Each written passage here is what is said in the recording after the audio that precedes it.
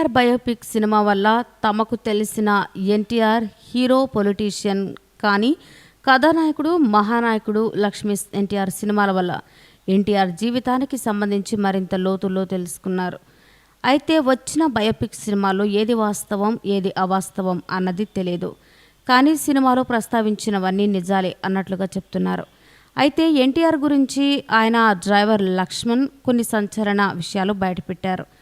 ఎన్టీఆర్ చైతన్య రథానికి లక్ష్మణ్ డ్రైవర్గా పనిచేశారు. కొడుకుల విషయంలో ఎప్పుడూ ఎన్టీఆర్ బాధపడేవారని, కొడుకుల వల్ల ఎలాంటి సుఖం పడలేదని అన్నాడు లక్ష్మణ్. తనతో కూడా కొడుకుల గురించి చెప్తూ బాధపడేవారు అన్నారు లక్ష్మణ్. ఎన్టీఆర్ కొడుకులు కూర్చుని తినడమే కానీ కష్టపడి పైకొద్దాము అని ఎవరికీ లేదని, ఆ విషయంపై ఏం లచ్చన్న కొడుకులెవరూ ప్రయోజకులు అయ్యేలా లేడు, నా పేరు నిలబెట్టేలా లేడు అని బాలయ్య కొద్దిగా బెటర్ అని, కానీ పూర్తిగా నమ్మకం లేదని అన్నారట. మొదటిసారి సీఎం అయినప్పుడు జయశంకర్ను కూర్చోబెట్టి ఓ ఫ్యాక్టరీ పెట్టి 5-10,000 మందికి భోజనాలు పెట్టొచ్చు అని అన్నారట.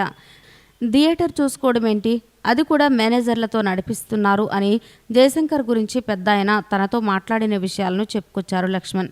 కొడుకులతో ఎన్టీఆర్ సుఖపడలేదని, రోడ్ నెంబర్ 13న పురంధరేశ్వరి ఉండేదని, ఆమె అప్పుడప్పుడు క్యారేజ్ పట్టుకొని వచ్చేవారని, కొడుకులంతా డబ్బు కోసమే వస్తారని అన్నాడు.